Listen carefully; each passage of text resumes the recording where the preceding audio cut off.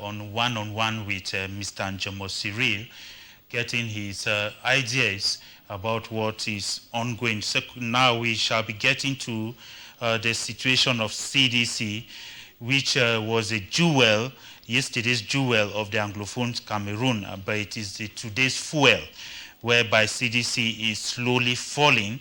And the question is, who is to blame? Who is to blame? Is it you? Is it I? Or is it we? That is a question we have to answer by the time we'll be done with this topic here on this one-on-one. Mr. Njomo Cyril, if you look at CDC, which has been a jewel, but today is a fuel, where it has been burnt down, and so we don't know who to blame. The situation of CDC, before we enter into certain nitty-gritties, what's your take? The CDC, the Cameroon Development Corporation, is one of those many states, parastatals, that have given job to so many Cameroonians and has helped so many families to stand over the years. It was once the pride of Cameroon as a nation because it was the second employer after the government. And going by employment first, so many families, as we talk, are suffering from the fallout for the downfall of the CDC. So many. And because of that employment situation, it's directly affecting families. Yeah. We are talking of back to schools. We are talking of access to water and electricity. We are talking of local development like construction of roads. We are talking of participation in the electoral or in the democratization process. For example, those who want to vying in for position, the local election just took place where mayors and parliamentarians were elected.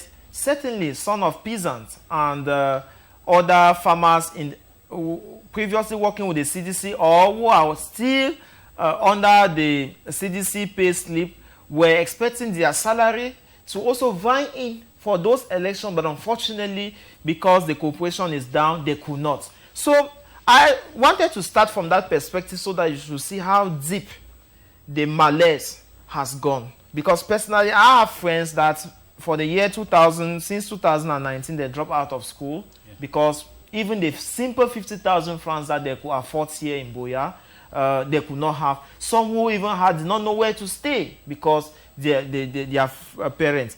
Now, besides that, you are asking me, who should be responsible? I want to start with the government, who has refused to bring a genuine solution to the Anglophone problem. Because the Anglophone problem is that of giving back to the people part of their natural resources.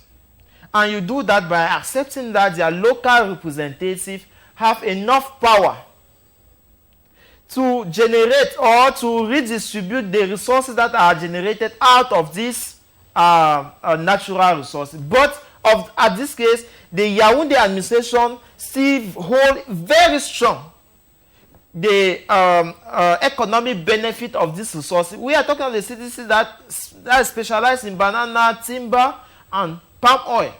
Maybe so many other things. But those are the three. I mean, rubber also. Those are the four that I can list for now. And so, Cameroon has so many international partners that had Cameroon on top of their supplier list. Because most of those bananas, I take a case like banana. Banana from CDC was not, it's only the residual share of it that was consumed locally. Most of it was shipped directly to France, South Africa, and Belgium. For the few countries that I know. Okay? And so the economic benefit, the financial benefit that it generated, it was benefiting to the state coffers up to 14% of our national income. And so we are talking of a corporation that functional billion was a lot of billion, hundreds of billion for functionality. Yeah. And it was that was just as well as their income. Now that is down, who is responsible? First, the government.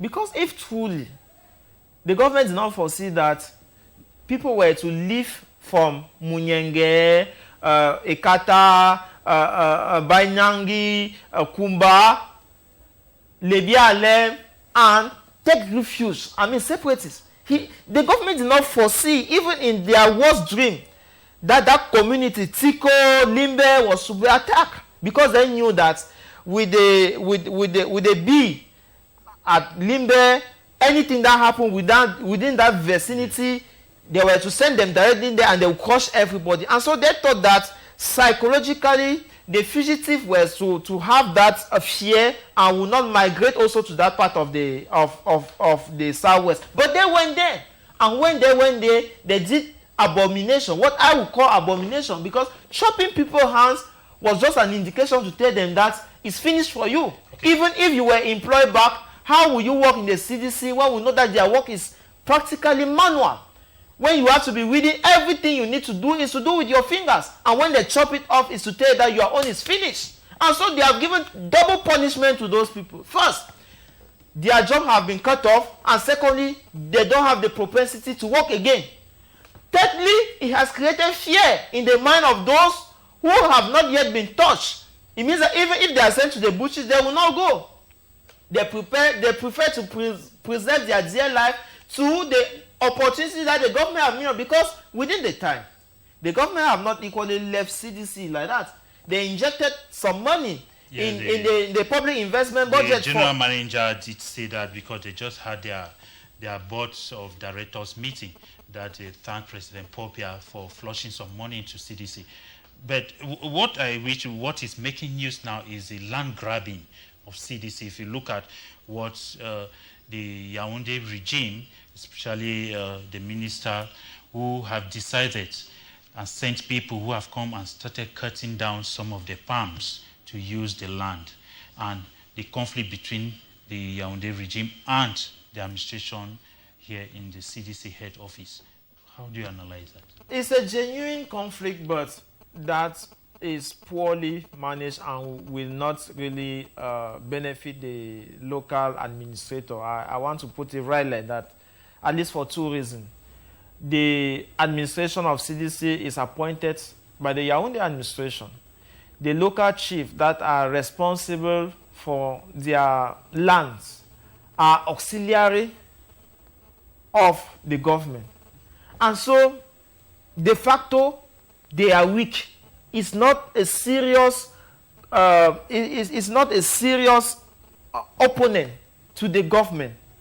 And you don't want to forget that the 1972 law on land that was revised in 2009, something like that, that gives prerogative to the government to own land everywhere. That is why the divisional officer is known as a cheftain. All the land nationwide belongs to the government, be it for presently used by a parastatal or used by any entity, even the University of Boya. If the government decides today that we want part of your land for whatsoever, the university will just come out and cry, but nothing will be done. It's the government.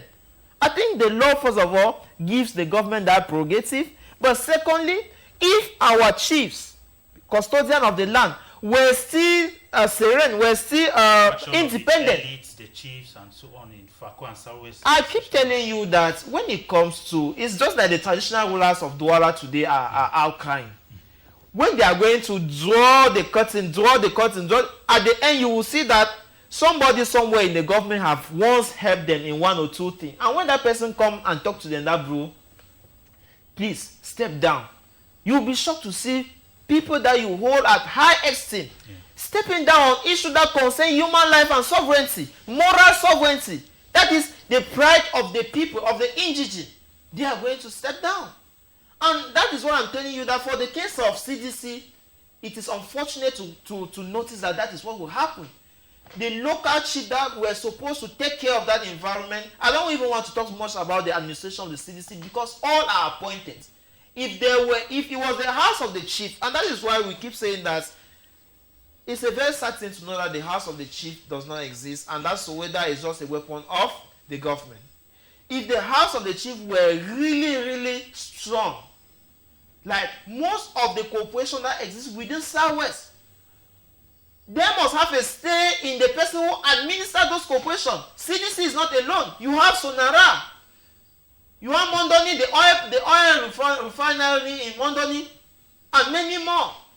All those corporations were supposed to at least have 40% or even 50% say from traditional rulers from the Southwest. Maybe but it's not the case. The House of Chiefs will come not too long from now. Maybe now that they'll be having some voice or voices to talk, maybe there will be a solution to all this. Did I tell you that even for a partnership between one council and another in the same region will be ordered, I mean the final say will come from the ministry. How much of land? Do you think that regionalization that is coming up? No. He who holds the money dictates the order. As of now, money has not been decentralized. We have had structure. Institutions have been, and ere long, the government has already given part of his bodies in the local decentralized unit. That's why you have delegations spread over. You even have the divisional officer and the senior divisional officer and the governor's office. Yeah. All those are already decentralized units of the government. Now we want local decentralized organs that stem from the universal suffrage, people's voice, so that they can cater for people's need through their resources. They can harness the resources and cater for the development needs of the people. And I'm telling you that, like the case of the CDC, it's not going to be possible with this regionalization that is coming up, because first, there will be an appointed official from the government that will be representing the government at the statutory level, because all the organs of the regional house will be just as the parliament. The way you see the parliament is structured is the same way that the regional house will be structured. Yeah. Just that you know that there's a minister appointed at the parliament from the government, representing all the organs of the government, and bills that are elected by our parliamentarians are passed through that minister. It's the same thing that is going to happen at our regional houses, because bills will need to be discussed during plenaries. Who passed the bills? That is where the whole question is. If traditional ruler cannot pass bills, divisional delegate cannot pass bills, and bills have to pass only through the representative of the government. What becomes the substance of the regionalization? That is where the most talk is.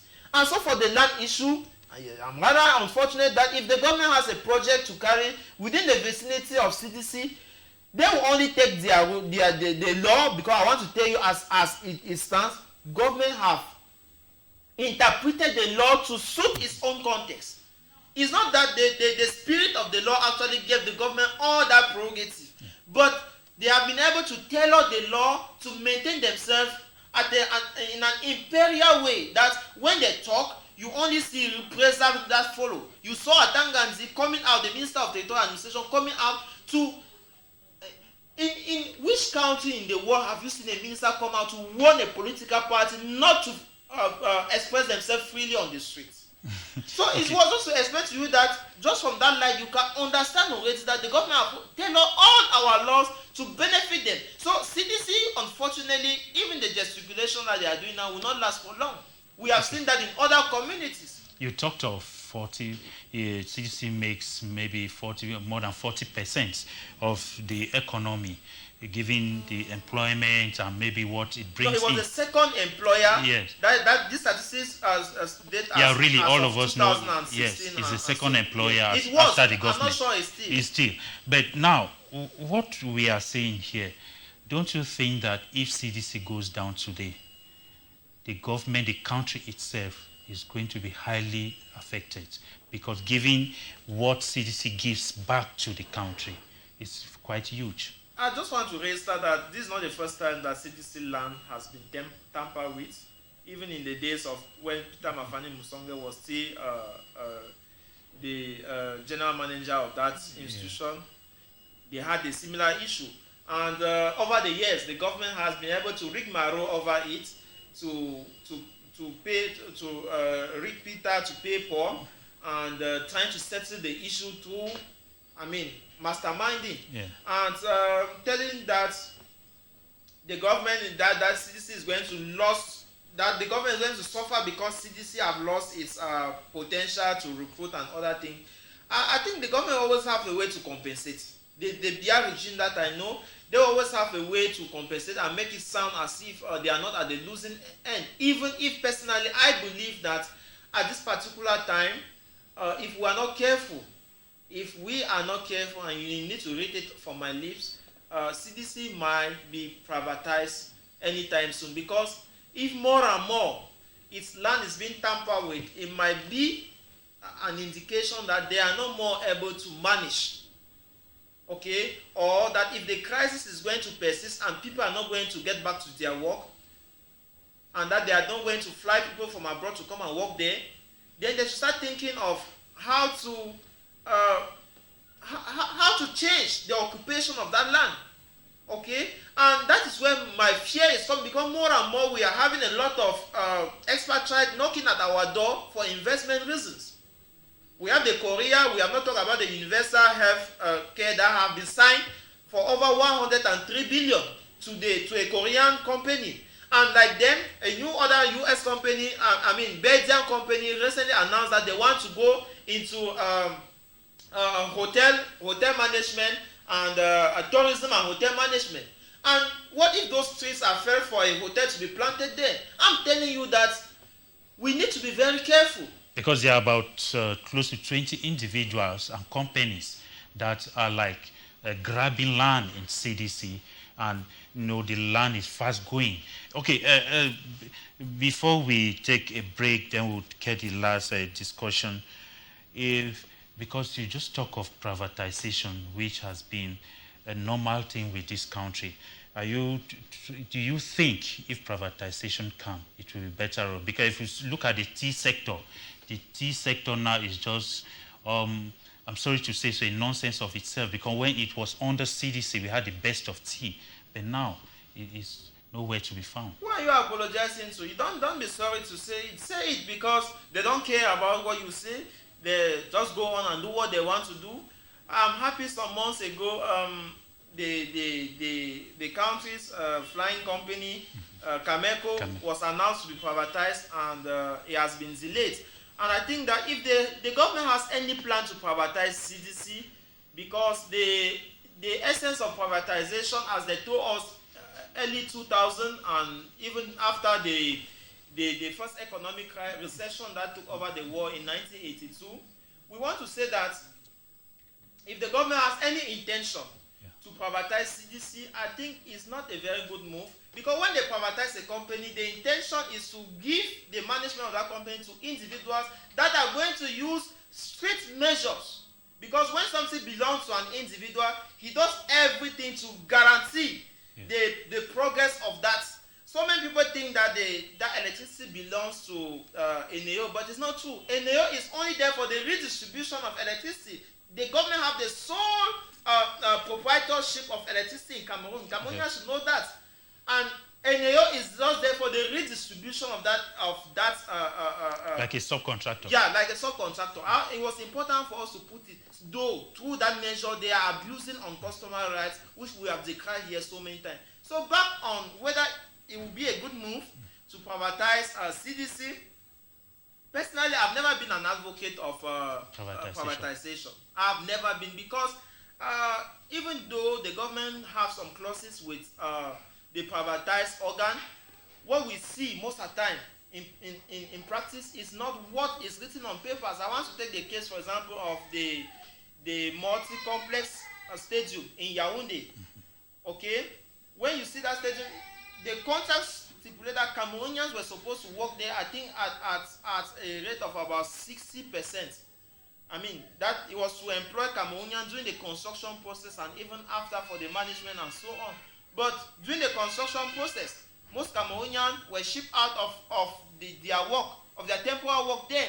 And that is why when we needed to maintain it some years ago, they still had to call the Chinese to come and maintain it, because Cameroonians that work in the process were not consistent. And so we are afraid that even if there's an intention to privatize CDC, to give it a new face, this same mechanism might still be, and it means that the population of Tiko, which is one of those communities that really benefits in terms of employment and part of Limbe, who that really benefit from the position or from the larger in terms of employment of CDC will be ruled out, okay? And this will only send people to the streets. And so I think if the government has any intention to do so, I think I want to call on them that it will be a very bad move. They better resort to the peaceful solution to the Anglophone crisis, because it's a solution that is going to induce, okay, other peaceful measures in the southern Cameroon and will help for the reconstruction, as they have already announced, of the Mr. Njomosiri, before you take your breath, what immediate solution to rebuild CDC? I started in my previous discussion talking about the government urgent need to really embrace a genuine solution to the Anglophone crisis. I personally, deeply, profoundly believe that it should start from there. Secondly, because I know the first one will be difficult to achieve. Secondly, we want, if at all, I'm really talking here with my right hand on my heart, that if at all the regional election is going to have any positive fallout, let the House of the Chief be given a kind of sovereign right, where they can have a say in every government or in every resource management unit in southern Cameroon. If they have a say, even say at 60% in the management of all the institutions in southern Cameroon, except, and they are also, they revised the 1977 law on chieftaincy that make chief auxiliary of the government. Well, what I'm saying, I know it's not practical because the government will not care. We are talking some few months to the November session of Parliament, and I think so many people are following us and they can start jotting this as bill. If they can modify that law, that chiefs are no more auxiliary of the administration, and secondly, that the House of Chiefs should be empowered so that they can have a certain percentage of say, above 50%, on all the managing resources, the managing houses, all the institutions in the northwest and the southwest. Then we can start having glimpse that the future will be bright as far as the devolution of power to the local authority is concerned. If we still have situation where the municipal councillors or mayors do not have their salary and they are begging for salary from FECOM, it's not coming, all those things put them on their knees, and when somebody is on his knee, anything that comes from up is just amen. So these are the two conditions I put before the government. If they are really genuine, because they missed the opportunity of the major national dialogue that was so demanded at the time, they gave us a monologue. Now, they gave us a local election where less than 0.2% of people living in the southwest participated. We understand that all those who participated constitute the military people that have been shipped to southern Cameroon to maintain peace. They are the ones who went to election. The electoral codes give them the largesse to do so. They did so. And the leaders that are currently ruling, they put them there. So what we are telling them, if they want to hear the legitimate cry from the people, at least let our traditional ruler be free so that their leadership can reflect on their population that they are currently. Mr. Njomosiri, on this one-on-one discourse, you have blamed the government, you have blamed the elites, the chief, and maybe to an extent, maybe workers and some other people. Don't you think that because the last part of it says, who should be blamed? Is it you, I, or we? Don't you think that we, all of us, should have the blame so that we build CDC, not like only the government? CDC is not the only. It's not the only corporation that is at the tail of privatization. It's not the only. Even Cameco, I told you. So Mondoni, I don't know much of the case of the oil refinery in Mondoni and the other Pamol. Okay, but who should have the blame now? I think it's a crisis. All of us. It's a crisis period. Okay. Dear viewers, we shall go for a break. Then when we come back, we'll talk briefly on the last topic, which is going to be the Congress of the United States of America, let me call it the Parliament of the United States of America, has decided to come into the marriage of Cameroon. And coming into the marriage of Cameroon, they have given certain resolutions. They have said that they should convene a kind of a new dialogue, and secondly, there should be a third party that is a mediator. They should be, the government should call for maybe arms should be put down and let there be peace in Cameroon. That is what they have said. So when we come back, we shall be discussing on that briefly. Then we'll close the program.